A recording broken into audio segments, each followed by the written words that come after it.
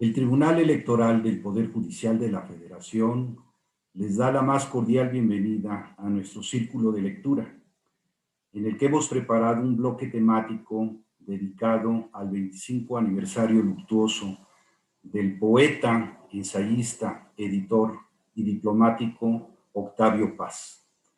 En la sesión del día de hoy comentaremos una obra que puede ser considerada como la continuación del libro que comentamos en la sesión pasada, El laberinto de la soledad. El título propuesto para esta fecha es El logro filantrópico, una obra publicada en el año de 1979 y que en esta época conmovió profundamente a la clase política de nuestro país. Este libro hace referencia a un ogro como símil de un gigante que representa al gobierno y que tiene capturado a su pueblo. El ogro es caprichoso, voluble, a veces generoso y en otras ocasiones justiciero con nosotros. Con esta obra, Octavio Paz realizó una crítica muy dura contra el Estado mexicano, en el que desde el presidente de la República hasta el último de los funcionarios estaban al servicio de un partido, institución que no gobernaba para todos los ciudadanos, sino para la clase dorada, que era fundamentalmente la burocracia. Nuestro Premio Nobel de Literatura nos dibuja al poder político de los años 70 con un carácter estatista, dueño de todo y de todos, cuya cara no tenía rostro, pero era temida y era desalmada. Este ogro filantrópico controlaba, pero además premiaba o compraba, como sucedía con la mayoría de los medios de comunicación y muchos intelectuales. Octavio Paz denunció que el sistema político se había convertido prácticamente en una reliquia, pero que seguía infundiendo temor, y observó que para que ese estado obsoleto cambiara, se requería, en primer lugar, que transparentara sus decisiones, que escogiera a los mejores perfiles para gobernar, que educara con esmero al pueblo y que permitiera una oposición real y vigorosa por parte de los partidos políticos. Es decir, fundamentalmente que hubiera democracia. Quiero detenerme un momento para agradecer a todas las personas que nos están acompañando y que también a las personas que nos están siguiendo a través de las redes sociales de este órgano. Hoy tendremos el gusto de contar con la participación como invitado de honor y como presentador de un entusiasta lector y estudioso de Octavio Paz. Se trata del maestro José Jorge Quesada Pérez, profesor de ética en la Universidad Panamericana. Asimismo, en la moderación contamos hoy con la participación de una muy querida amiga de este círculo de lectura, la maestra Alejandra Tello Mendoza, profesora investigadora de la Escuela Judicial Electoral. Así que, estimada Ale, sin más preámbulos, te cedemos el uso de la voz. Claro que sí. Muchísimas gracias, estimado licenciado Millán. Muchas gracias por invitarme una vez más a moderar este círculo de lectura. Para mí siempre es un honor, un placer enorme.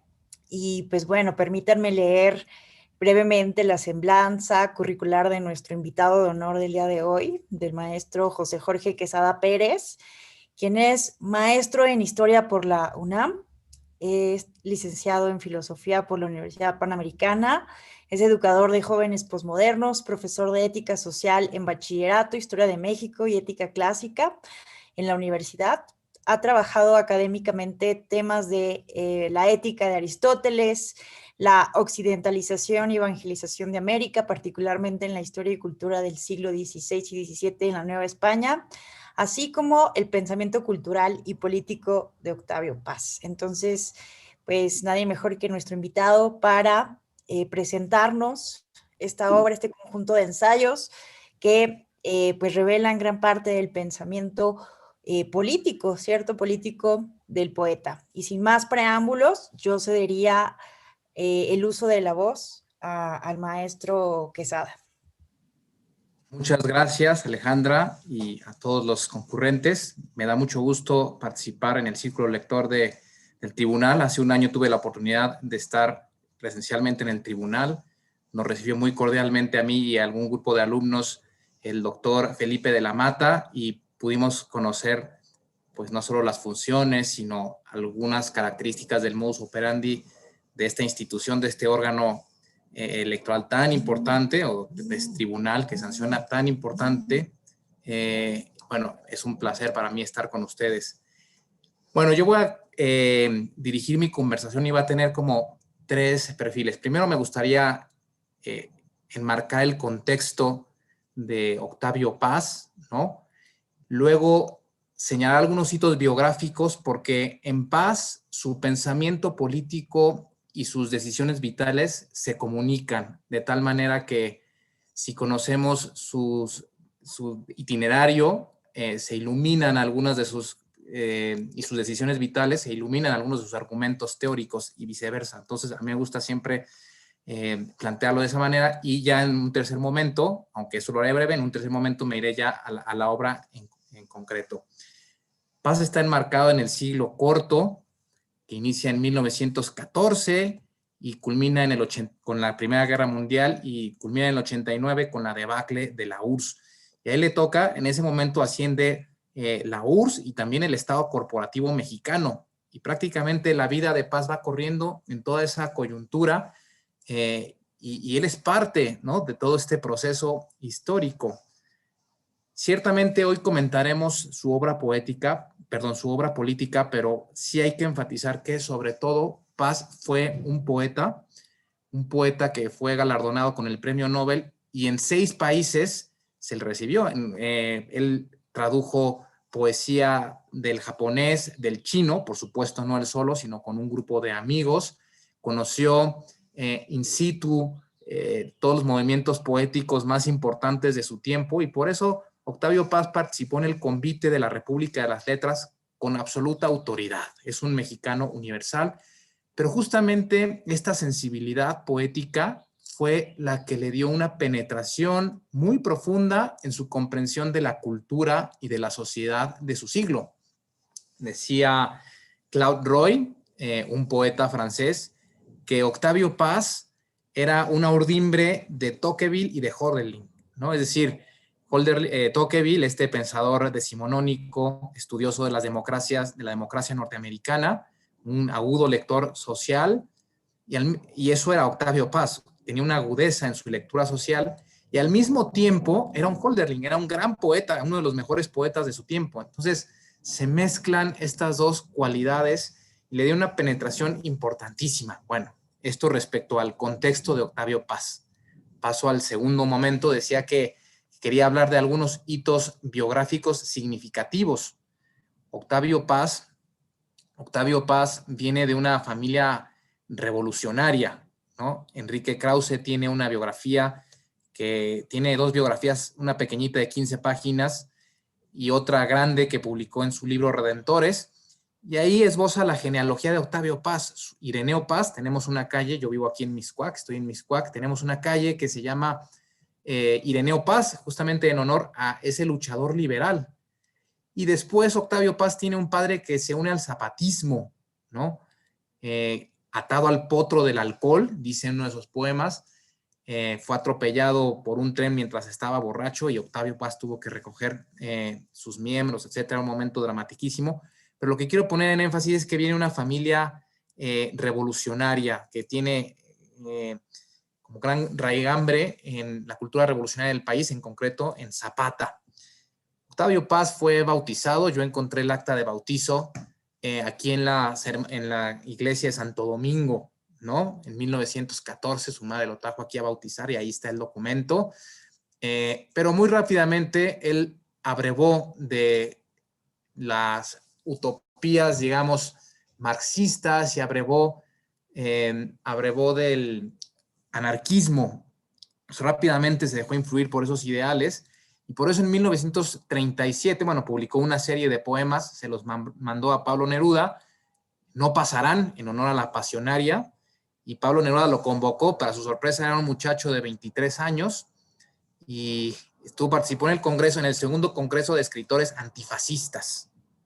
Entonces ahí la verdad es que se colocó entre la crema innata de los escritores de izquierda. Conoció a Cernuda, a Hemingway, ¿no?, a André Gide, a Machado, ¿no?, a Carpentier. Entonces fue un trampolín intelectual fundamental en su vida cultural y política, y eso es importante porque además eso le dio una visión cosmopolita a su lectura política de la sociedad. Cuando aquí se debatían temas muy particulares de México, alicortos de alguna manera, él por estos contactos y estos amigos que tenía en todo el mundo, supo como dialogar con varios de ellos, y por eso pudo hacer una lectura más profunda que muchos de nuestros coetáneos. Esa parte es importante en su contexto.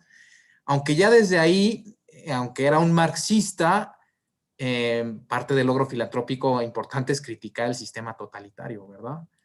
Paz viene del marxismo, pero desde ahí logra detectar pulsiones totalitarias y autoritarias en esos escritores, ¿no? Se condena, aquí estoy ayudándome de su librito que se llama Itinerario. Es un libro muy breve que publica en 1993, donde él esboza como su perfil biográfico, y se lo recomiendo porque es muy ameno, muy agradable y al mismo tiempo es profundo. Y nos da muchas claves para luego entender lo que ocurre en logro filantrópico. Esto que les estoy narrando viene en Itinerario. Entonces ahí dice que Gide viajó André Gide, también premio Nobel, viajó a la URSS y encontró con estupor pues varias deficiencias, varios tintes autoritarios, y lo publicó. Inmediatamente la República Española, la Segunda República Española, declaró unilateralmente como enemigo a Octavio Paz, a André Gide. Y Octavio Paz se sorprendió, tuvo un estupor enorme también, porque, caray, bueno, pues aquí lo importante es la crítica. También le llamó muchísimo la atención que, por ejemplo, alguien como Siqueiros, que había conocido en ese congreso, después intentó matar a Trotsky, ¿no? O sea, caray, aquí hay unas pulsiones totalitarias. Entonces se fue distanciando. También le causó profundo desasosiego el pacto de unión, el pacto de no agresión entre Rusia, entre la URSS de Stalin y Hitler. Si el enemigo era el fascismo, ¿por qué ahora pactan con el enemigo? Pero no solo le llamó la atención, sino que dejó de escribir en una revista que tenía un corte comunista. Es importante porque aquí ya se va distanciando de algunas características del Estado totalitario con hechos, ¿no? Pero más importante, ya cuando le declaran la guerra los estalinistas a Hitler por las agresiones que tuvieron, como que el mundo recobra su espantosa estabilidad maniquea, donde por supuesto los buenos eran los estalinistas, ¿no?, con sus ingenieros de almas, ¿no?, sus ingenieros sociales y sus ingenieros de almas, y los malos eran por supuesto los fascistas. Entonces recupera el mundo su estabilidad y ya todos se quedan tranquilos. Pero Paz ya había tenido ese desasosiego interior. Después viene el caso David Rosuet. Ahorita hablaremos un poquito de él, pero es un comunista que denunció, y sale su texto en el Ogro Filantrópico, denunció que había campos concentracionarios en la URSS y fue atacado por los comunistas. Ahorita explicaré ese dato porque ya sale en el Ogro Filantrópico. Por supuesto, después viene, él se va, él es funcionario, ¿no? Empieza a trabajar en la diplomacia en Francia, y luego lo mandan a la India, es el embajador de la India, y viene un momento culmen, que es la matanza en Tlatelolco. La matanza en Tlatelolco que obliga a Octavio Paz a renunciar de la embajada.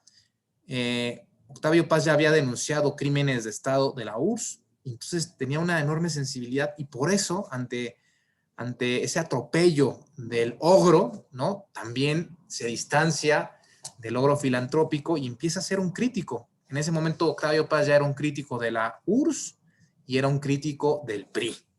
Y funda 2 revistas, la revista Plural, ¿no? Coqueteó con unirse al Partido del Trabajo, que en ese momento era un germen, ¿no? Estaba en su momento incipiente,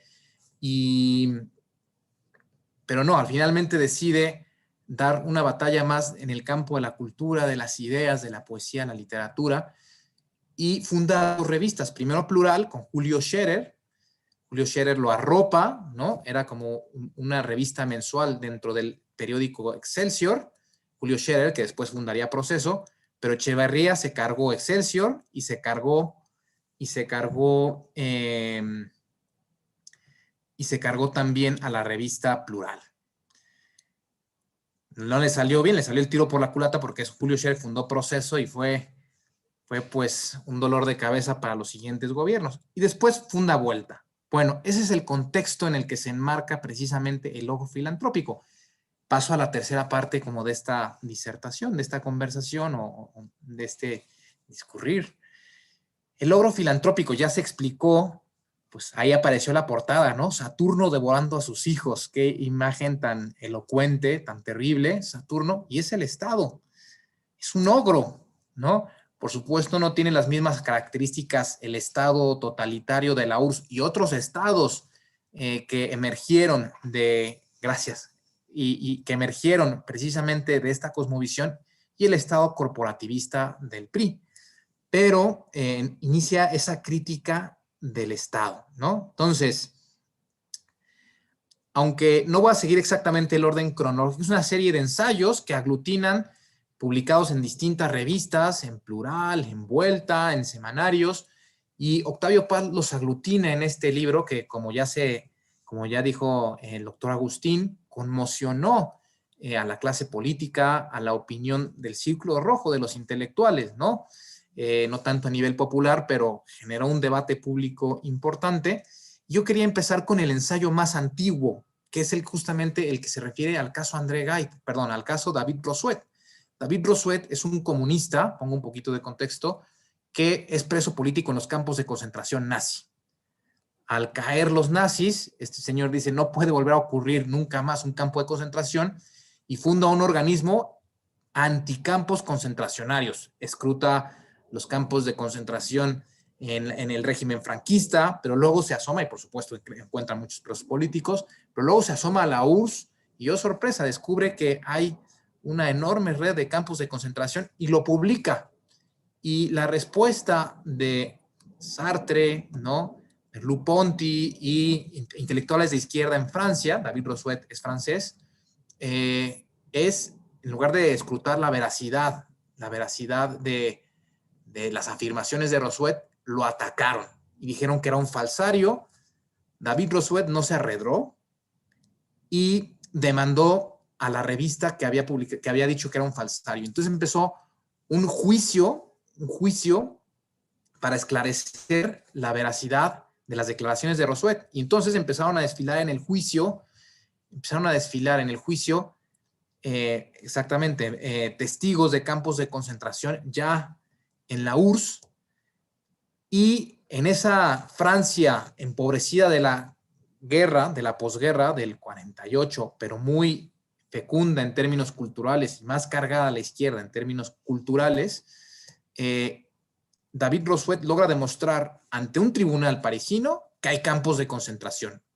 Elena Garro, esta mujer fantástica, que en ese momento era esposa de Octavio Paz, asiste a los juicios y le da el pitazo a Paz y le dice, oye, vamos a publicar, la opinión latinoamericana tiene que conocer esto. No lo podía publicar en España porque estaba Franco. En México lo intentó publicar y no se lo publicaron, y entonces le escribe a su amigo argentino, a un argentino, ahorita no me acuerdo, en la revista Sur, a Ernesto Sábato, y publica esta denuncia, ¿no? Con los documentos y con una clave interpretativa. Hay campos de concentración en la URSS, campos de trabajos forzados, ¿no? Y son utilizados como una medida económica del régimen. Hay presos políticos, pero hay gente común y corriente, disidentes corrientes, o incluso criminales, no criminales, sino más sencillo que criminales, maleantes que están ahí como campos de concentración y utiliza como una fuerza económica. Entonces ese es el ensayo más antiguo del logro filantrópico y al final termina siendo un diagnóstico. Esto es terrible, pero hay que declarar que estos son enemigos de la burocracia actual, es decir, de Stalin, ¿no? Ahí todavía la crítica de paz contra los regímenes soviéticos es como parcial, ¿no? Aquí hay la punta del iceberg, ¿no? Campos de concentración, bueno, pero son los defectos de Stalin. Voy a hacer una analogía, es como decir, a criticar al cristianismo y ver sus contradicciones, decir, oye, que exista una división entre ortodoxos y católicos, o que luego exista un Lutero o un cardenal Richelieu, son contradicciones del cristianismo, pero no lo refutan, ¿no? Son personalidades adversas. Bueno, pues Stalin no refuta la URSS, es simplemente un accidente dentro de una cosmovisión socialista que es buena. Así termina su ensayo, ¿no? Los crímenes de esta burocracia son de ella y nada más. Bueno, entonces ese es el ensayo más antiguo como pueden ver, dice Octavio Paz en Itinerario. Octavio Paz en Itinerario dice, al publicar este texto, me ningunearon muchos intelectuales, perdí a muchos de mis antiguos amigos, ¿no? Y de alguna manera ya es un izquierdista heterodoxo, ¿no? Bien. Luego viene, bueno, él se va, publica El laberinto de la soledad, luego se va a la India, y estando en la India, que es un momento muy feliz para él, porque conoce a Mary Joseph Tremini, ¿no? Su esposa definitiva, con la que compartió hasta el resto de su vida. Y ahí está en la India cuando ocurre un suceso brutal, ¿no? Él se entusiasma con la movilización de los estudiantes en París, ¿no? En distintas partes del mundo, en Estados Unidos, en Berlín, en México, y de pronto viene la deleznable matanza de Tlatelolco. Y esto compromete a Paz. Y este es uno de los primeros ensayos de logro filantrópico. Es el prólogo al libro de Elena Poniatowska, ¿no? Y se llama 1968, ¿no? Una cosa así, pero es su disertación. Paz ya había escrito, antes de ese prólogo, una disertación que se llama Postdata. Postdata, que él lo considera como una continuación del laberinto de la soledad, y luego la continuación es el logro filantrópico. Y en Postdata escribe algunas reflexiones sobre 1968, como esa fuerza democratizadora tenía que llegar a México, ¿no? Y el Estado mexicano tenía que generar una apertura a las diferentes fuerzas sociales y culturales. Y esa crítica continúa después en este ensayo que ya aparece en el logro filantrópico, ¿no? Octavio Paz dice en ese libro que hay una anquilosis del sistema. Aquí lo que es importante notar es que para muchos intelectuales que en ese momento se habían enfervorizado con la causa guevarista, la revolución cubana, y que veían con buenos ojos a Mao, ¿no? Ven en el conflicto del 68 una posibilidad de detonar una revolución popular, proletaria, ¿no? Obrera en México. Octavio Paz se distancia en ese ensayo de logro filantrópico, se distancia de esa interpretación, ¿no? Dice, no. El Estado mexicano necesita una reforma política para democratizarse. O sea, como ven, como podemos ver, son dos lecturas distintas del mismo fenómeno. Y aquí esa interpretación bien clara va distanciando a Octavio Paz de esa izquierda entusiasmada con el guevarismo y todavía entusiasmada con la URSS, ¿no? Y dice, no, es diferente el Estado. La URSS es una idiocracia totalitaria, utiliza esa expresión, es una idiocracia totalitaria, es decir, una ideología que tiene tintes totalitarios y que está devorando a las personas. En cambio, el Estado mexicano sí ha generado este crimen, ¿no? No sabemos exactamente cuántos sean. Leía yo en este libro del Colmex, Historia General de México, a la historiadora Soledad Loaesa. Ella dice que se hizo un peritaje en el 2002 de cuántas personas pudieron haber muerto, ya que había salido el PRI, y ella dice que pudieron haber sido 46. Por supuesto, hay gente que asciende la cifra hasta 600. Es una cifra que va a seguir en polémica, por supuesto, ¿no? Pero dice, esta es una oportunidad. El Estado mexicano actuó con miedo. Las solicitudes de los estudiantes eran razonables. El Estado mexicano pudo haber realizado política y, sin embargo, decidió reprimir, ¿no? Con violencia, con una violencia abismal. Y esto revela la anquilosis del sistema mexicano, ¿no? Es un estado esclerótico y hace una analogía con los cuerpos biológicos, ¿no? Un cuerpo biológico cuando está sano puede responder de distintas maneras. Cuando está herido, responde con miedo. Bueno, eso es el Estado mexicano, un estado en anquilosis y que necesita una reforma política de inmediato, ¿no? Paz apoya esa reforma política. Después viene propiamente el ensayo que se llama El logro filantrópico, y es esa crítica al Estado, porque plantea Octavio Paz, se supone que los liberales decían que la sociedad civil tendría que ser el actor principal dentro de nuestras sociedades, ¿no? La sociedad civil, la libre empresa. Por otro lado, los socialistas pretendían que serían la clase obrera, el proletariado, y quien realmente ha emergido como el actor principal en el siglo XX ha sido el Estado. Así inicia Octavio Paz en ese ensayo. Y el Estado que ha adquirido una encarnación del mal. Hace una analogía con San Agustín. Ustedes recordarán que San Agustín, cuando se plantea qué es el mal, dice es que el mal es la ausencia de ser, ¿no? Es un ser que le faltan perfecciones a esa naturaleza. En cambio, Octavio Paz dice, no, el mal no es ausencia de ser. El mal ya se ha encarnado en el siglo XX con sustancia. Y esa sustancia del mal está proyectada en el Estado, en un Estado o totalitario, como el de la URSS, o corporativo, como el del PRI, ¿no? Como el partido del Estado, que es un Estado que tiene un partido y transitan del partido al Estado y del Estado al partido. Es su órgano que quizá en algún momento pudo haber representado a algunas clases sociales, pero ahorita cada vez representa menos esa riqueza y esa pluralidad de México. Y de ahí el nombre de la revista de Octavio Paz, Plural, ¿no? Plural quería ensanchar el centro para que se escucharan las distintas voces del espectro social, cultural y político del país, ¿no? Entonces, sí, la URSS es una idiocracia totalitaria y México es una corporación.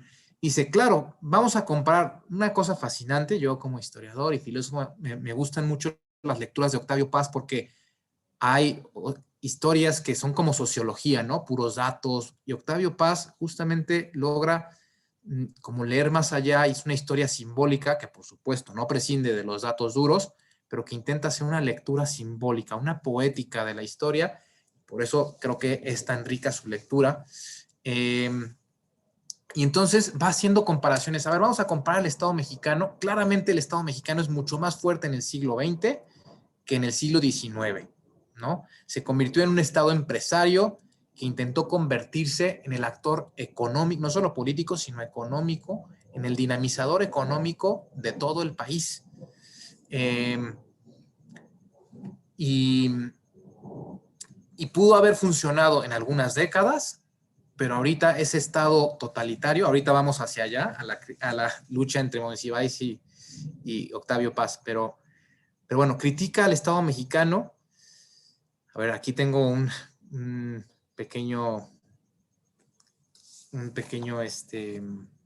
acordeón. Además dice que el Estado mexicano es patrimonialista, ¿no?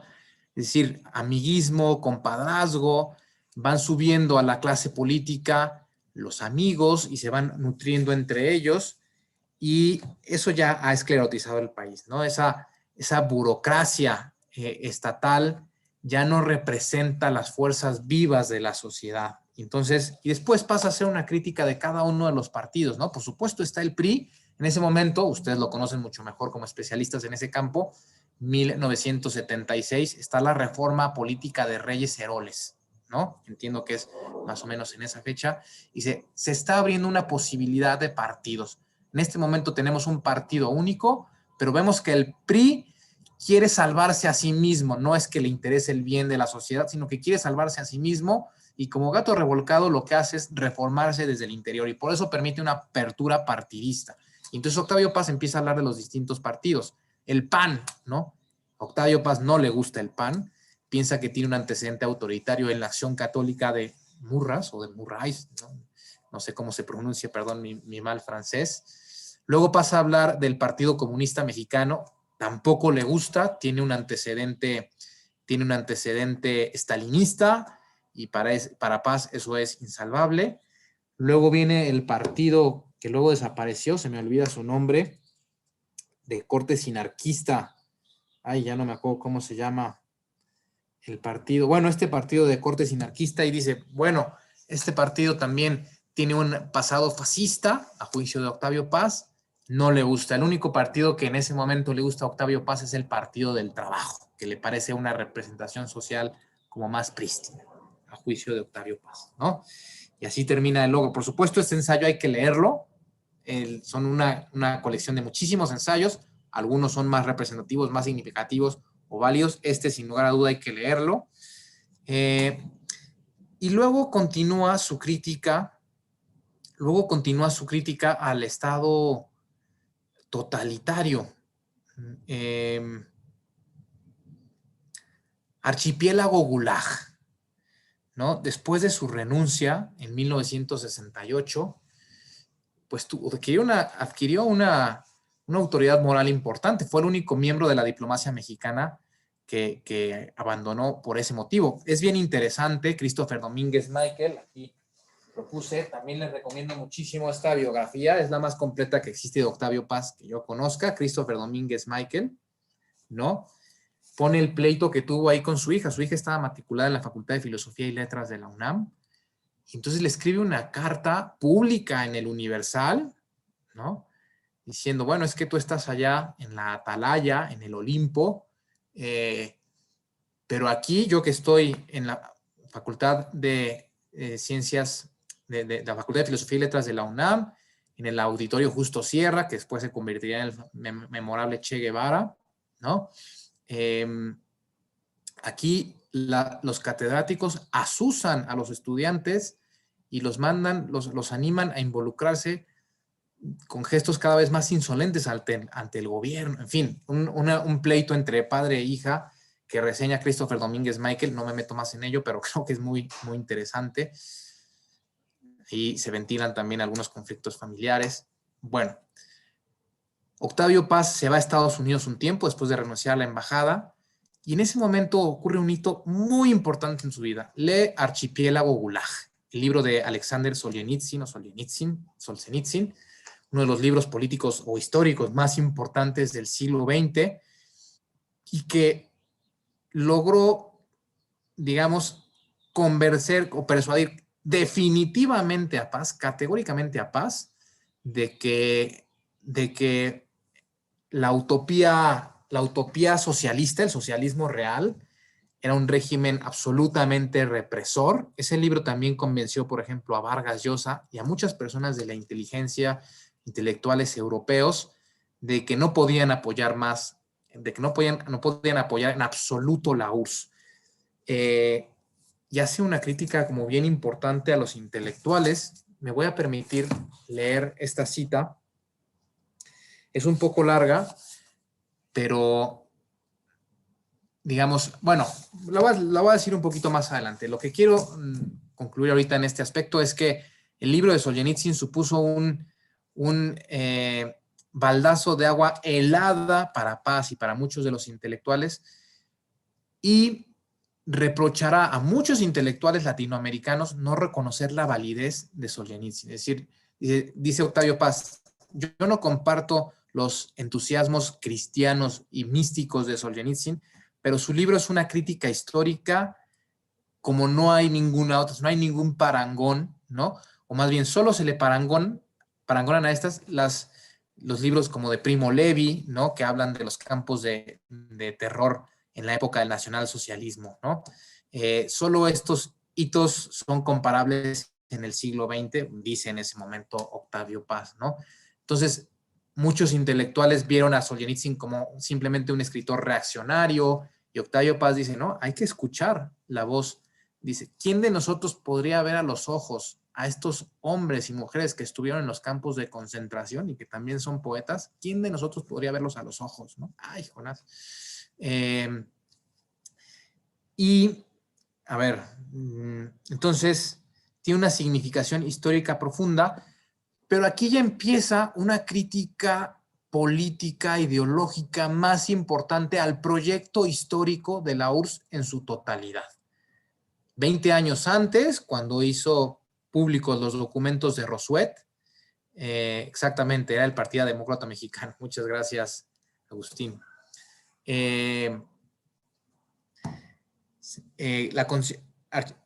Perdón, se me fue un poquito el hilo, pero no importa. Empieza una crítica ideológica y filosófica a Octavio Paz. Él le llama un examen de conciencia. 20 años antes había denunciado los crímenes de Estado. Ahora, pero dice, fueron culpa de la burocracia de Stalin o del autoritarismo de Stalin, pero no del sistema socialista. Aquí ya empieza una crítica de la URSS como un proyecto histórico. Un proyecto histórico es la Revolución Francesa y las revoluciones liberales que siguieron después. Un proyecto histórico es la ONU fundando los derechos humanos en el 48. Son proyectos históricos de larguísimo alcance, ¿no? Bueno, pues la URSS es uno de los grandes proyectos históricos de la historia, y no solo hay que ver algunas anomalías o contradicciones internas, sino hay que juzgarlo ya en su totalidad. Y empieza a criticar a Lenin, ¿no? O sea, no solo fue un accidente Stalin, ya en Lenin, en Trotsky y en algunos de los utopistas de la Revolución Rusa, ya encontramos que ellos pretendían dirigir la historia. Y como se sentían la encarnación de la historia, la encarnación de la justicia social, todos sus crímenes eran justificables, ¿no? Por tanto, la aparición de un Stalin o después de un Pol Pot o de un Castro o de un Mao, o sea, son una consecuencia lógica de las premisas que se plasmaron entonces. Esas premisas conducían a una violencia victimaria. Estoy parafraseando, no estoy diciendo ninguna cita, pero lo dice así en varios de sus ensayos. ¿Cuáles ensayos son claves aquí dentro de Ogro Filantrópico? Entre Isaías y Job, ¿no? Donde hace la valoración de Solzhenitsyn, y entre polvos de aquellos lodos, ¿no? Aquí hace una crítica. Y después toda la crítica que hará a Jean-Paul Sartre, aquí viene, ¿no? Entonces, ya es una crítica a todo el Estado, a todo el sistema, por así decirlo, ¿no? Incluso ya en los 80s, en un libro que no nos toca hoy, pero hago una alusión muy breve, dice, no solo estaba en el leninismo, la sustancia del Estado victimario viene desde Marx, ¿no? Entonces ya es todo el sistema, es todo ese proyecto histórico el que hay que echar a la basura de la historia. En los 70 se está esbozando. Es claro, ¿cómo no se iba a separar de la izquierda estalinista? En ese momento en México, ¿qué está ocurriendo? Pues se están entusiasmando con el Che Guevara, ¿no? Hay biografías acríticas, ¿no? Donde es casi un santurrón, ¿no? Jean-Paul Sartre dice que es el hombre más cabal de la historia, ¿no? Porque trabaja los domingos, todos están entusiasmados con el Che Guevara, con Castro. Por supuesto, les escandalizan las dictaduras militares del Cono Sur, pero Octavio Paz ya tiene una visión más internacional parecida a los intelectuales europeos. Por eso cuando ve que en México los intelectuales guevaristas están intentando transformar el movimiento del 68, no en una reforma política democratizadora, sino un detonante de un estallido revolucionario popular, pues Paz empieza una crítica. Los rijosos años 70, ¿no? Un avispero de guerrillas marxistas en muchas partes del mundo. Entonces, claro, aquí empieza la guerrilla urbana y empieza después las guerrillas campesinas. hace rato salía una imagen de Octavio Paz con, exactamente, una imagen de Octavio Paz con Monsiváis. Entonces empieza un debate entre Plural, que ahí aparece maravillosamente en las fotografías que nos ponen, y la revista Nexos, ¿no? Aguilar Camín, ¿no? Y otros intelectuales, fundamentalmente historiadores y líderes y de ciencia política. Y Carlos Monsiváis escribe ahí y empieza a criticar a Octavio Paz, ¿no? ¿Cómo es posible que tú digas que no se puede desencadenar una lucha revolucionaria? Y Monsiváis empieza a discutir, digamos, de lo que ocurre, por así decirlo, en México a nivel local y cómo puede haber algunos levantamientos obreros y de electricistas, y no. Pero en cambio Octavio Paz, pues sí está viendo un poco más, una visión más general, más universal de todo el proyecto histórico, y pues por eso tiene un conflicto con Monsiváis, donde lo califica Monsiváis, el hombre de las 3 Fs, confuso, difuso, ya no me acuerdo cuál es la tercera, ¿no? Confuso, profuso, difuso, así es su narrativa. Más adelante continuaría una amistad y al final de su vida serían amigos, aunque siempre tuvieron como que sus diferendos políticos e intelectuales, pero después entabló una amistad muy importante. Ahí el que creció más en esa batalla intelectual fue Monsiváis, porque Octavio Paz pues ya era un hombre de prestigio internacional y Monsiváis era de prestigio local, por así decirlo, ¿no? Pues empieza entonces critica aquí Octavio Paz en algunos de los ensayos de Archipiélago Gulag, ahí ya voy a concluir porque ya se nos está acabando el tiempo, critica la guerrilla urbana, critica la guerrilla campesina, califica la guerrilla urbana de terrorismo. Están haciendo terrorismo estos jóvenes que además son universitarios, no representan las clases populares de la sociedad, son clase medieros, ¿no? Hastiados, ¿no?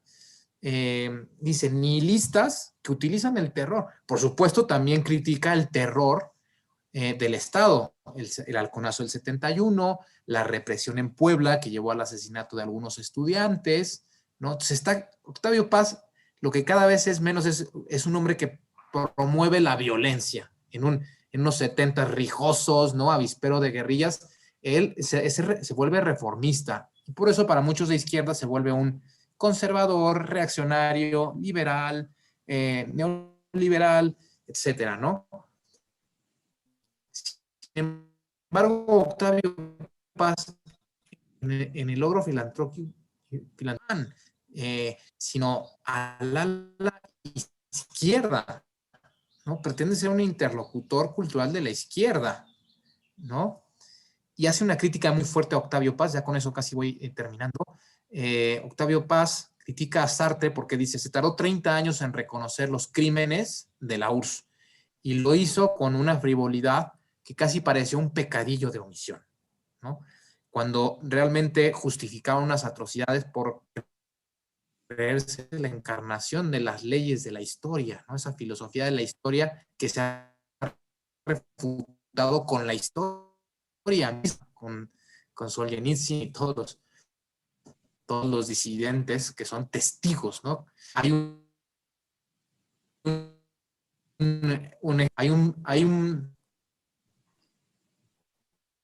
espero que ahí parece que se está cortando un continuo, sí. Esperemos que el internet no nos escapa. Hay un poema, hay un poema impresionante, ya no lo voy a leer, lo quería leer, pero ya no nos va a dar la vida, pero busquen, se llama eso, y dice algo así como, el bien, quisimos el bien, enderezar el mundo, nos faltó entereza, nos faltó humildad. Lo que quisimos, no lo quisimos con inocencia, ¿no? Octavio Paz, todos los intelectuales debían hacer un examen de conciencia firmes. Por eso estoy con algunos intelectuales de izquierda que no, a su juicio, no supieron hacer ese examen de conciencia. Octavio Paz se acerca al liberalismo por Cío Villegas, este historiador liberal, uno de los fundadores del Colmex y del Fondo de Cultura Económica, y también por Tocqueville, ¿no? Y entonces dice, hay una reforma política, hay un ensayo que le dedica precisamente a Cosío Villegas y plantea, hay que hacer de la vida pública en México lo público, ya se me olvidó la frase, pero es algo así como hay que hacer de la vida pública realmente pública, ¿no? Bueno, voy a decir una conclusión. ¿Por qué me parece tan fascinante? Hay muchísimas más ideas que dejé en el tintero, pero el tiempo nos consume. Solo voy a decir una conclusión de Octavio Paz. ¿Por qué me resulta tan fascinante? ¿Quién es Octavio Paz? Para mí es un realista, no un ideólogo. Es decir, es alguien que buscó no en la cárcel de conceptos la explicación de toda la realidad, sino que le preguntó a la realidad misma. Por eso, cuando la realidad de la URSS, del PRI y otras realidades sociales y culturales le fueron arrojando enormes contradicciones, él no se atrincheró en la ideología, sino que supo arriesgarse y por eso fue cancelado. Fue cancelado por muchos intelectuales de distintos grupos. Es un realista y para mí tiene una virtud enorme. Dicen que era pedante, que algunas cualidades tenía para ser pedante, ¿no? Tenía con qué, hay que reconocérselo, pero dicen que era pedante, que era mamón, pero creo que era un hombre que tenía una profunda honestidad intelectual, ¿no? Que supo reconocer en público, que tuvo unas convicciones y que cuando se dio cuenta de que esas convicciones habían colaborado en el PRI y en la URSS a un estado deficiente, ahí aparece con Julio Scherer, muchísimas gracias, supo rectificar y supo rectificar públicamente, es decir, supo decir, me equivoqué, creo que tendríamos que ir por allá, ¿no?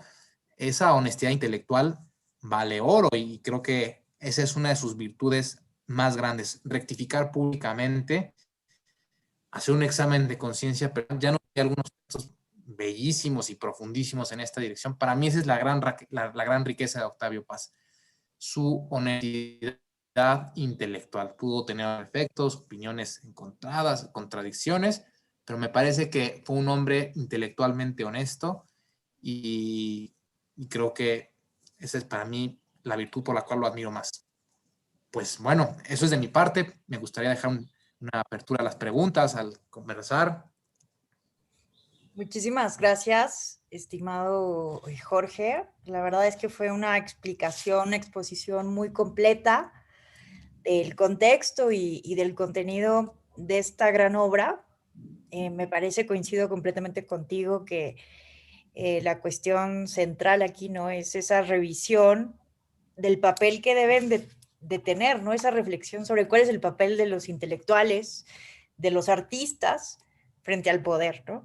Él lo mismo lo subraya, ¿no? En varias partes del libro, en la misma introducción, que esa relación tendría que ser siempre crítica, ¿no? Una relación crítica con el poder, porque de lo contrario, como bien lo mencionaste, caemos o en la propaganda o en el maniqueísmo. Entonces, me parece que, pues sí, hay que también decirlo, ¿no? Como lo mencionas, hay muchas críticas a Octavio Paz, hay un sector, ¿no? Que no se ha reconciliado con Paz, un sector de la intelectual mexicano. Hay también críticas de que había cierto machismo, ¿no? En relación a Elena Garro, etcétera.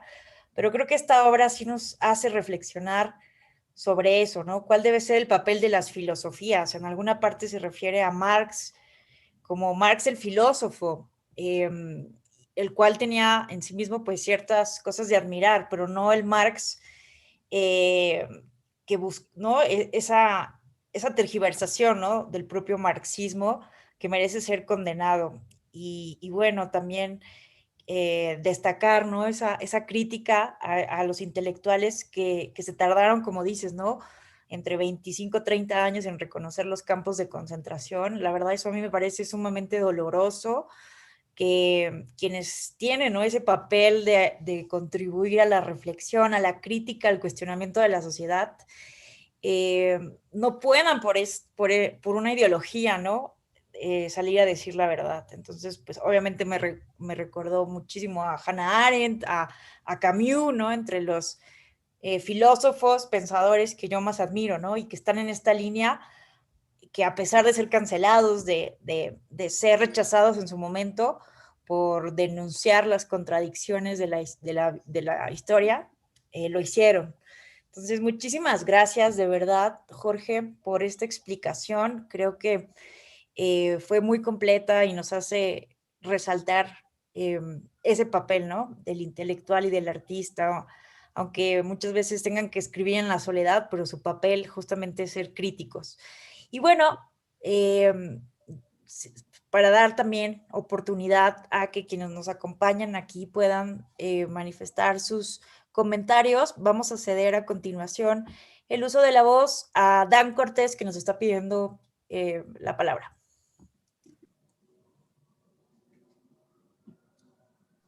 Hola, buenas tardes. Bueno, de antemano agradezco al maestro Quesada su conversación, es bastante enriquecedora. Yo me tomé la libertad de hacer unos citas de lo que más me llamó la atención hasta donde alcancé a leer el libro. Se las voy a compartir. Con la recopilación de textos contenida en este libro, podemos darnos una idea respecto al potencial intelectual y la sensibilidad de Octavio Paz, así como su capacidad de cuestionarse, de cuestionar las ideas que a su alrededor estaban fluyendo. Enumeré algunos ejemplos que me fueron particularmente interesantes. En la entrevista que le realizan la vuelta al laberinto de la soledad, por ejemplo, cito un fragmento en el que percibo una alusión a su yo poeta, al que mencionaba el maestro Quesada, como una parte fundamental, como un pilar en su escritura. La cita dice: ya en esa época pensaba lo que pienso ahora. La historia es conocimiento que se sitúa entre la ciencia propiamente dicha y la poesía. El historiador describe como el hombre de ciencia, el historiador describe como el hombre de ciencia y tiene visiones como el poeta. La historia nos da una comprensión del pasado y a veces del presente. Más que un saber, es una sabiduría. En un capítulo posterior plantea hipótesis cuya vigencia es desoladora de repente, cuando con un poco de imaginación la comparamos con nuestra realidad. Por ejemplo, dice: la imagen del caudillo no es mexicana únicamente, sino española e hispanoamericana. Tal vez es de origen árabe. El mundo islámico se ha caracterizado por su incapacidad para crear sistemas estables de gobierno. El remedio contra la inestabilidad han sido y son los jefes, los caudillos. En América Latina, continente inestable, los caudillos nacen con la independencia. En nuestros días se llaman Perón, Castro, y en México Díaz, Carranza, Obregón, Calles. El caudillo es heroico, épico. Es el hombre que está más allá de la ley, que crea la ley. De repente, leyendo algunos de los ensayos, yo quisiera no tener puntos de comparación con nuestra realidad, con nuestro presente, contra lo que Paz planteaba hace 40 años, que se hubiera avanzado hacia algunas de las opciones que él mismo proponía en sus ensayos. Por ejemplo, hay una cita que seleccioné que hace pensar que estamos en un círculo vicioso histórico. Quetzalcóatl desaparece en el horizonte histórico del siglo XIX, salvo para los escritores y los pintores que sin mucha fortuna lo han escogido como tema de sus obras. Desaparece, pero no muere. Ya no es un dios ni un apóstol, sino héroe cívico. Se llama Hidalgo, Juárez, Carranza. La búsqueda de la legitimidad se prolonga hasta nuestros días. Cada una de las grandes figuras oficiales de México independiente y cada uno de los momentos capitales de su historia son manifestaciones de este cambiante principio de consagración.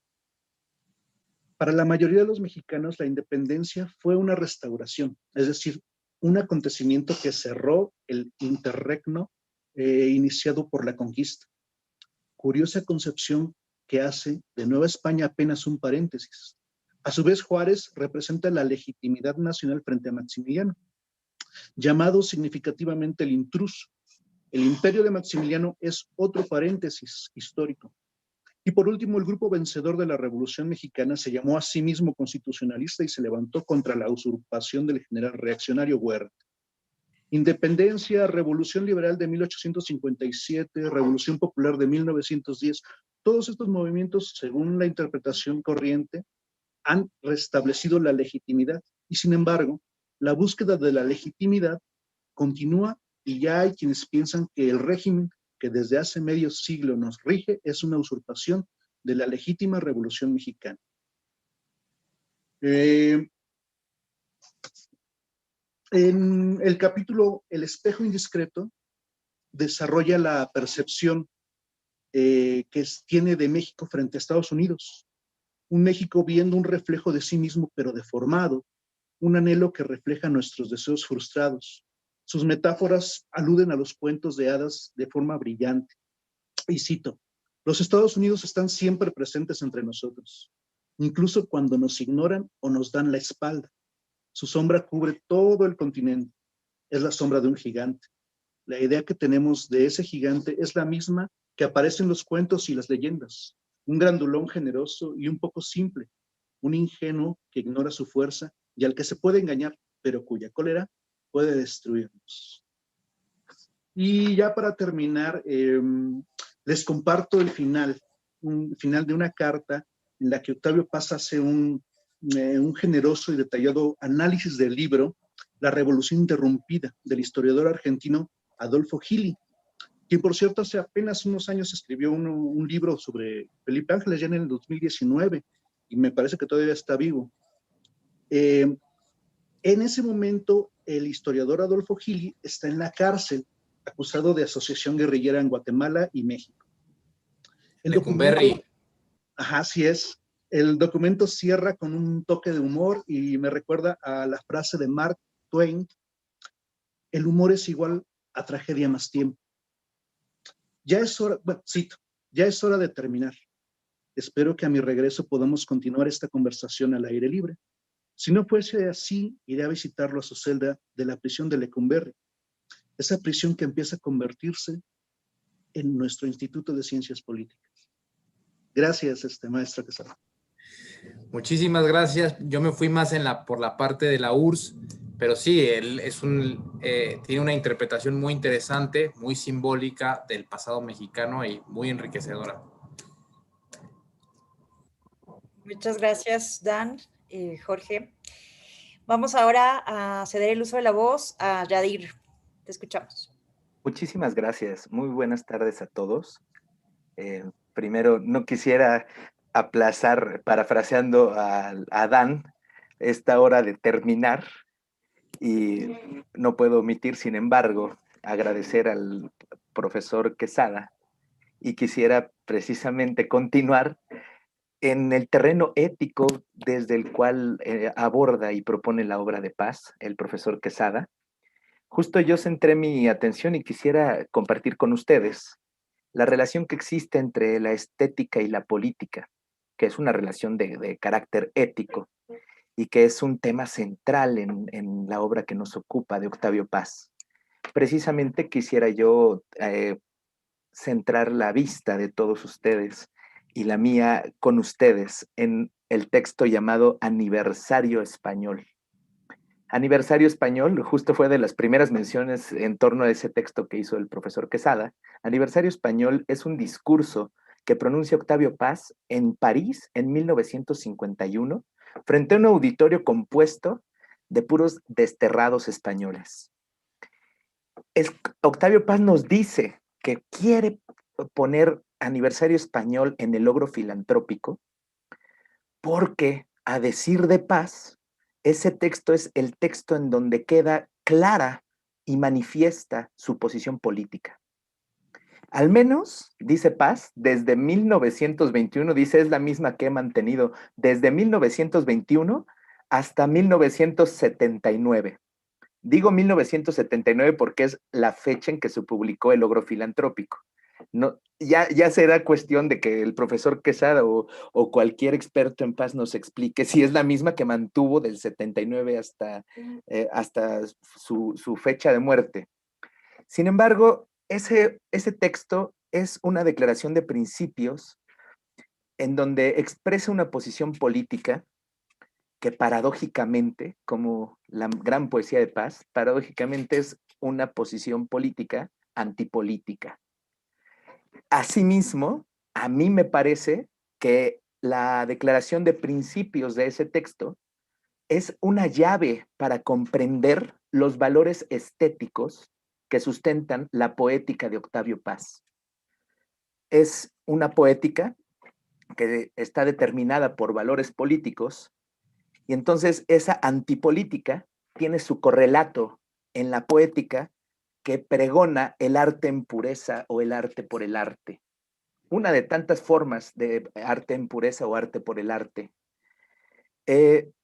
Esa posición antipolítica, leemos en ese aniversario español, empieza con una oda de Octavio Paz a la espontaneidad que ve y admira en el pueblo español, que de repente, de forma espontánea, ante la sublevación franquista, que a decir de Paz, la República venía viendo, pero no supo qué hacer con ella y se la devora, el pueblo espontáneamente se levanta. El espontaneísmo político es una de las primeras cosas que Paz pone de manifiesto y que admira en el pueblo español.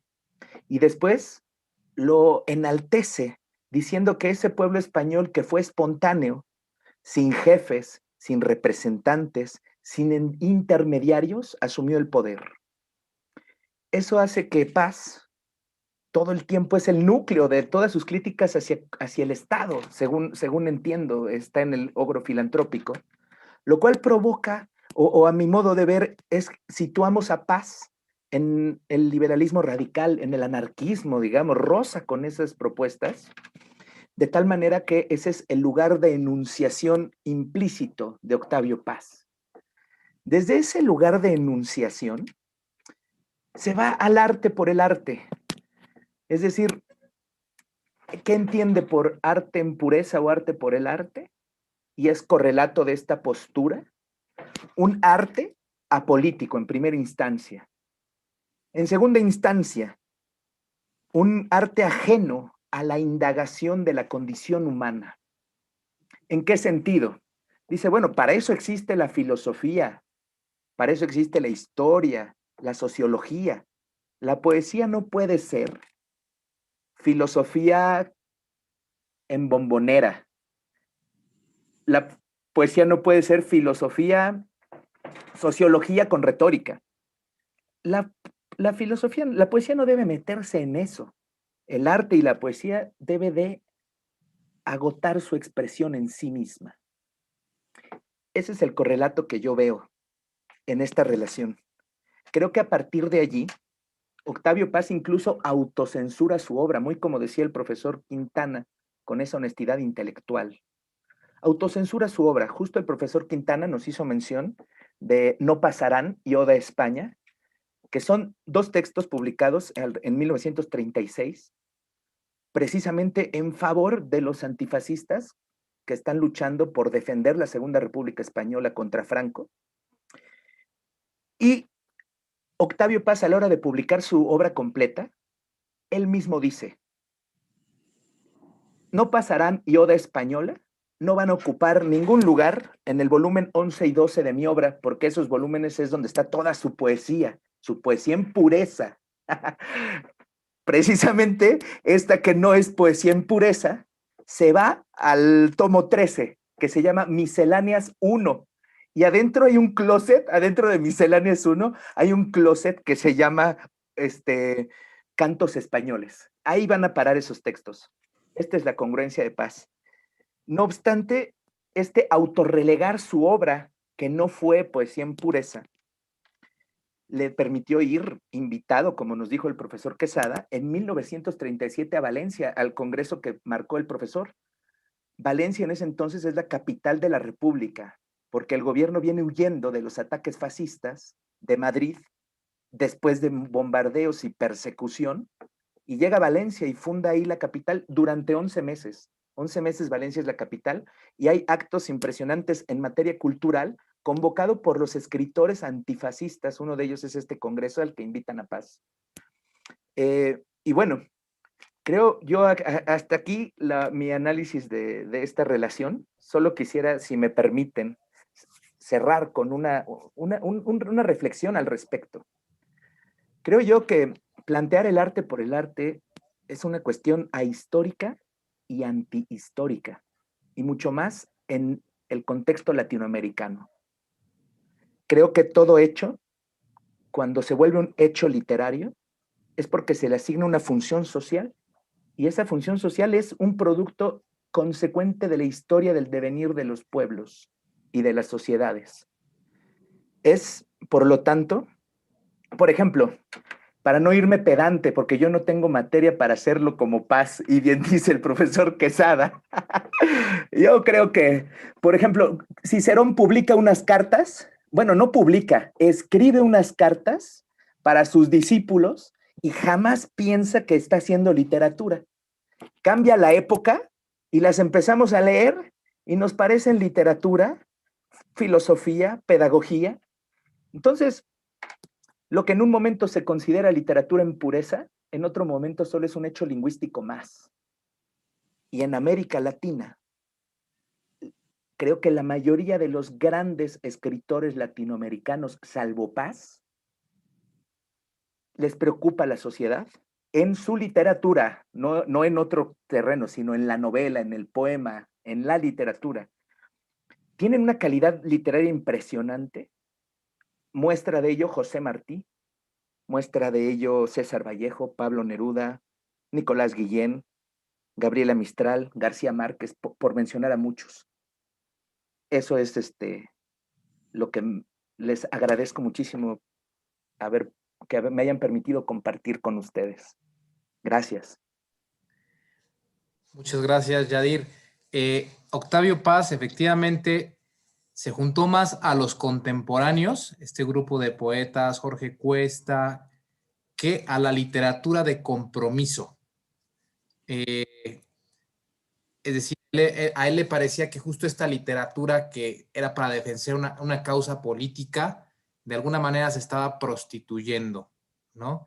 Y entonces justo intentó adquirir su propia estética respecto a los contemporáneos. Aquí sigo al poeta Ruiz Sánchez, porque yo soy más filósofo, historiador, y por supuesto que me gusta la poesía, pero no me declaro, no es mi campo de mayor fuerza, ¿no? Apenas voy aprendiendo con la lectura de Octavio Paz y de todos estos autores.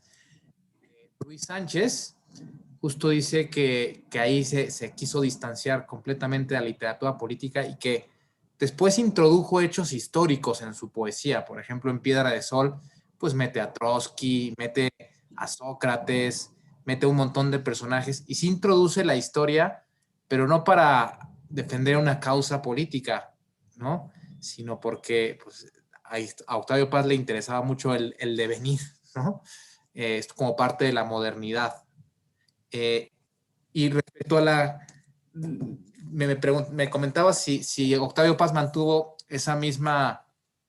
Bueno, me parece que sí mantuvo, o sea, tuvo una trayectoria ensayística, por un lado, y por otro lado tuvo su poesía. Y en la ensayística sí glosó su temática política. Hay un ensayo que a mí es de los que más me gustan de Octavio Paz, que está en la pequeña crónica de Grandes Días.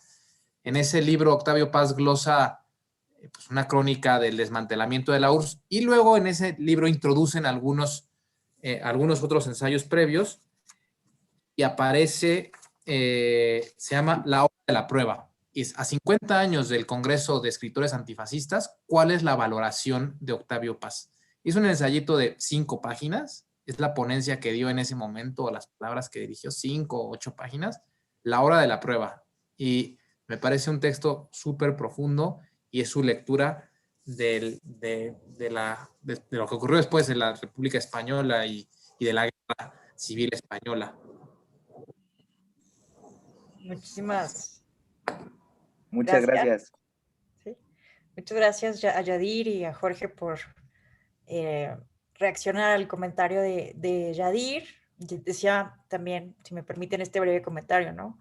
La relación de Paz con el liberalismo, con el anarquismo incluso, pero también creo que habría que resaltar, ¿no? Su relación con el zapatismo, que es algo que también sorprende de este ogro filantrópico, ¿no? Bueno, vamos ahora a cederle el uso de la voz con a Felipe Jiménez. Muchas gracias. ¿Se me escucha? Sí. Antes que ninguna otra cosa, quiero felicitar por su exposición al maestro José Jorge Quesada Pérez. Créanme que su manera de acercarse a la obra de Octavio Paz, los pasos que sigue para intentar comprender su pensamiento, son de una vehemencia y un entusiasmo verdaderamente admirables. Muchas gracias, José Jorge, por compartirnos esa pasión y por estar aquí hoy. Gracias también, Gracias también a Ale Tello por su saber hacer, es decir, su capacidad y habilidad. Gracias asimismo a nuestro anfitrión, el licenciado Agustín Millán, por su generosidad y el impulso dado a este espacio de promoción de la lectura. Gracias finalmente a mis compañeros Daniel Cortés y Yadir Pérez por participar y compartirnos sus puntos de vista. Para referirnos a el logro filantrópico, debemos remontarnos a 1968, en protesta por los lamentables sucesos ocurridos el 2 de octubre, Octavio Paz pone a disposición su cargo de embajador de México en la India, puesto que ocupaba desde 1962. Es la manera en que el autor de Piedra de Sol condena la masacre de Tlatelolco y marca distancia con el presidente Gustavo Díaz Ordaz. Escribió y publicó Postdata como un apéndice de El laberinto de la soledad para dejar su testimonio sobre la barbarie ocurrida, y abandonó Nueva Delhi para viajar a Estados Unidos, donde se dedicó a dar clases en diversas universidades como las de Texas, Harvard y Pensilvania. Pasados 3 años, en 1971, ya bajo la presidencia de Luis Echeverría, está de regreso en México para fundar la revista Plural, un viejo anhelo suyo. El poeta y ensayista plantea dicha publicación como crítica y cosmopolita, cito, que sus críticas abarquen la ciencia, la filosofía y la política, y no solo el arte y la literatura. Queremos traducir el arte y el pensamiento nuevos a nuestra lengua, y en esto nos sentimos herederos de nuestros románticos de 1860, nuestros modernistas de 1900 y nuestros vanguardistas de 1925, escribe Paz en una carta al editor Arnaldo Orfila. Al final, el proyecto se materializa gracias al entonces director del diario Excelsior, Julio Scherer García, que lo invita a colaborar con él.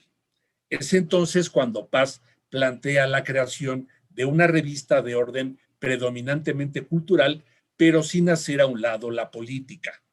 El primer número de Plural aparece entonces en octubre de 1971, con un consejo de redacción integrado por Tomás Segovia, Juan García Ponce, Gabriel Said, Salvador Elizondo, Alejandro Rossi y José de la Colina. A lo largo de 5 años, la revista reunirá los principios rectores de que Paz se había fijado, que son conciencia, confluencia e independencia, según dice. Las páginas de la revista presentan a los lectores mexicanos a Levi Strauss, Roman Jakobson, Osip Mandelstam, Severo Sarduy y Emil Cioran, entre otros. Prueba de que la revista era seguida con interés, su tiraje mensual era de 25,000 ejemplares, cifra bastante respetable para la época, y contaba con 7,000 suscriptores. Plural, bajo la dirección de Paz, deja de publicarse abruptamente después de aparecer su número 58, cuando Julio Scherer y todo su equipo de la redacción son expulsados de Excelsior el 8 de julio de 1976 por cooperativistas y esbirros instigados por el presidente Echeverría. Al grupo que abandonó Excelsior pertenecían Miguel Ángel Granado Chapa, Miguel López Azuara, Eberto Castillo, Antonio Del Mo, Gastón García Cantú, Ricardo Garibay, Jorge Hernández Campos, Jorge Ibargüengoitia, Froilán López Narváez, Vicente Leñero, Salvador Elizondo, Ignacio Solares, Carlos Monsiváis y José Emilio Pacheco, además del propio Octavio Paz, entre muchos otros. Pero la revista ya había iniciado una andadura sin retorno y tenía muy claro el rumbo que quería, así que prosigue su camino ahora sin ningún socio editorial, como Vuelta. Dejamos Plural para no perder nuestra independencia. Publicamos Vuelta para seguir siendo independientes. Así afirmamos y renovamos nuestro pacto tácito con los lectores, escribió Paz. Julio Scherer, por su parte, fundó la revista Proceso, desde la que lanzará una crítica implacable contra el gobierno y contra el PRI durante largos años. Todo esto viene a cuento porque el Orgo Filantrópico está integrada por una selección de artículos y ensayos de Paz sobre distintos temas, en su mayoría publicados en plural. A todos los que hayan leído el libro y quieran seguir escudriñando sobre la postura de Octavio Paz sobre diversos temas, les informo que gracias a un patrocinio particular, los 58 números de Plural están disponibles para su consulta y descarga gratuitas en el sitio de la Biblioteca Digital de Arte y Cultura del Centro Ricardo Benjamín Salinas Pliego. Al final de mi intervención pondré el link en el espacio de comentarios para los que quieran consultar estos documentos. Ahora quiero, si me lo permiten, citar unos pasajes del libro brevemente. En primer lugar, un fragmento de la transcripción de la entrevista que ese amigo de este círculo de lectura, el maestro Ignacio Solares, le realizó a Paz para Radio Universidad el 13 de julio de 1971, es decir, un mes después de los sucesos del 10 de junio. Cito: ¿en qué consiste el sistema político mexicano? Es un sistema dual, el PRI y el presidente. Sin el presidente, el PRI no existiría. A su vez, el PRI es el sustento social y político de nuestro régimen presidencialista. Todos los presidentes vienen del PRI. El sistema no es democrático, pero nos salvó de un peligro cierto y de un mal general en todos los países de América Latina, con excepciones contadísimas como la de Chile, el caudillismo. Gracias al PRI no hemos tenido dictaduras de tipo personal. El PRI nos impidió la recaída en el cesarismo. Al mismo tiempo, impuso la denominación de una estructura burocrática impersonal. ¿Cuándo dejó de funcionar el sistema político mexicano? El sistema político mexicano funcionó con cierta perfección durante unos 30 años. Hacia 1958 se inició la crisis, como ya dije, y se agudizó en 1968. ¿En qué consiste la crisis? En algo muy simple. La función política del PRI consistía y consiste en resolver de un modo pacífico los conflictos políticos. El PRI representa un compromiso entre el régimen de auténtica democracia y otro de fuerza. Fue una tentativa por encontrar soluciones políticas a los conflictos políticos. En el momento en que el PRI se muestra incompetente, como ocurrió en 1968, para resolver un problema político, y el gobierno tiene que acudir al ejército, a la policía o a la Fuerza Armada, o en el momento en que intervienen grupos paramilitares como los halcones, pues bien, en ese momento precisamente el sistema entra en crisis. Un segundo pasaje es el que hace referencia al desencanto hacia el régimen soviético, que después será fundamental para que Paz se aleje de los postulados comunistas. En este pasaje dice Paz, cito: es una nota sobre los campos de concentración soviéticos. Recojo ese documento porque fija mi posición en el tiempo. La fecha de esa nota, 1951, revela la lentitud con que los intelectuales de izquierda han aceptado al fin la existencia de un sistema de campos de trabajo forzado en la URSS y en los países bajo su dominación. 25 años para admitir la realidad del Gulag y lo que significa la irrealidad del socialismo soviético. Pero hago mal en decir que se ha aceptado la significación del Gulag. Todavía hay muchos intelectuales latinoamericanos para los que ese sistema de opresión y explotación no es un rasgo inherente y esencial del socialismo totalitario, sino apenas un incidente que no afecta a su naturaleza profunda. Un accidente que que ya tiene más de medio siglo.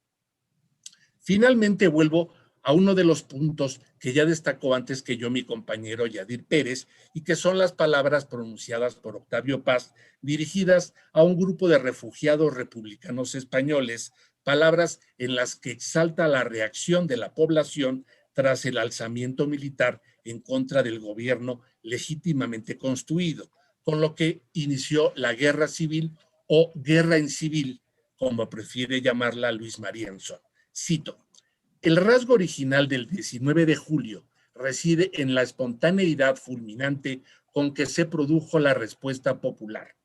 La sublevación militar había dislocado toda la estructura del Estado español, despojado de sus medios naturales de defensa, el ejército y la policía. El gobierno se convirtió en un simple fantasma, el del orden jurídico frente a la rebelión de una realidad que la República se había obstinado en ignorar.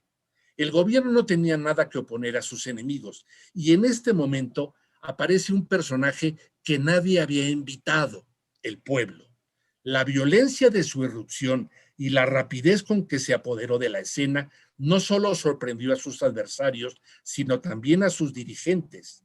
Las organizaciones populares, los sindicatos, partidos y eso que la jerga política llama el aparato, fueron desbordados por la marea. En lugar de que otros, en su nombre y con su sangre, hicieran la historia, el pueblo español se puso a hacerla directamente con sus manos y su instinto creador. Desapareció el coro, todos habían conquistado el rango de héroes. En unas cuantas horas volaron en añicos muchos esquemas intelectuales y mostraron su verdadera faz todas esas teorías más o menos maquiavélicas acerca de la técnica del golpe de Estado y la ciencia de la revolución. De nuevo, la historia reveló que poseía más imaginación y recursos que las filosofías que pretenden encerrarla en sus prisiones dialécticas. Lo que ocurrió en España el 19 de julio de 1936 fue algo que después no se ha visto en Europa. El pueblo, sin jefes, representantes ni intermediarios, asumió el poder. Fin de la cita. Pues esta sería mi intervención. Les agradezco mucho a todos y a todas por su paciencia conmigo.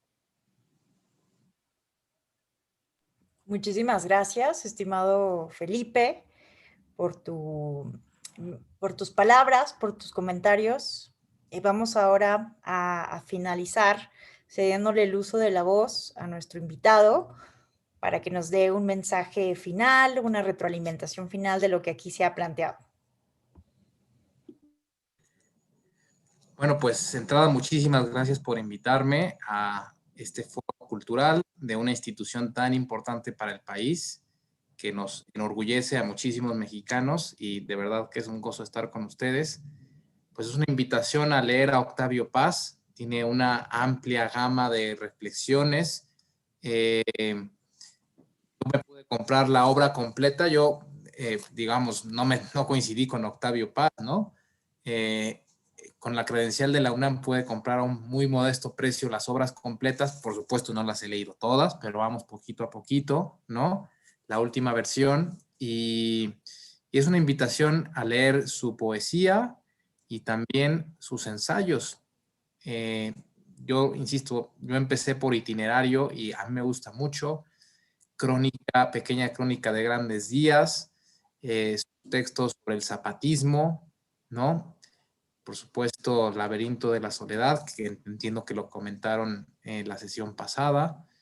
Bueno, una invitación. Tenemos un pensador universal que participó, como decía al principio, con total autoridad en el convite de la República de las Letras a nivel global, y vale la pena seguir explorándolo. Por supuesto, habrá textos ya coyunturales o hay textos que expiran, y hay otros que tienen una cierta perenidad, ¿no? Un eco que sigue siendo valioso, en concreto en el logro filantrópico, pues esa crítica a la unanimidad partidista del PRI, pues parece que se va acercando otra vez, ¿no? Parece que la historia tiene sus momentos cíclicos, sus repeticiones, y en ese sentido, pues vuelve a cobrar actualidad. Cambian los nombres, cambian los partidos, pero creo que esa lucha democratizadora de Octavio Paz sigue teniendo actualidad en el presente, pues por eso vale la pena seguir leyendo en concreto el contexto que vimos hoy. Y en segundo lugar, sigue valiendo la pena porque es un testimonio de honestidad intelectual, ¿no? Como pues todos partimos de prejuicios, de premisas, de ideologías, de convicciones, es lo normal, eso se dice en términos populares, cada quien dice según le fue en la feria, ¿no? Según es tu familia, según dónde estudiaste, según los libros que has leído, pues todos estamos colmados de prejuicios, pero quizá la actitud de Opaz de confrontar su cosmovisión, su manera personal de ver las cosas con la realidad misma y la honestidad intelectual para posicionarse en la sociedad, creo que eso tiene un valor perenne de Octavio Paz. Pues nada más. Muchísimas gracias por estar con ustedes. Muchísimas gracias. Creo que, como el mismo Paz diría, ¿no? Un término, fue esta sesión muy terapéutica, justamente para insistir, ¿no? En cómo podemos, ¿no? Desde diferentes ámbitos leer la historia, leer la literatura, leer la política, leer la poesía, esta relación entre historia y poesía. Muchísimas gracias, de verdad, Jorge Quesada, por tan extraordinaria presentación. Gracias a quienes participaron. Me parece que fueron muy completas las participaciones desde diferentes perspectivas, ¿no? Incluso una estética que nos invita, nos empuja, nos motiva a seguir leyendo a este poeta mexicano y a seguir cuestionando, ¿no? La relación del intelectual, del artista, frente a las realidades políticas, frente al poder político, que coincido completamente contigo, no pierde vigencia, ¿no? Hoy vemos una sociedad muy polarizada y justamente urge hacer un examen de conciencia en esa honestidad intelectual que todas y todos debemos de cultivar. Y yo con eso terminaría también mi participación y más bien cedería el uso de la voz a nuestro querido licenciado Millán. Muchísimas gracias. Muchas felicidades a nuestro presentador e invitado de honor del día de hoy, el maestro José Jorge Quesada Pérez. Y por supuesto también destacamos la participación, la conducción que ha hecho la maestra Alejandra Tello Mendoza. Muchas gracias, Ale.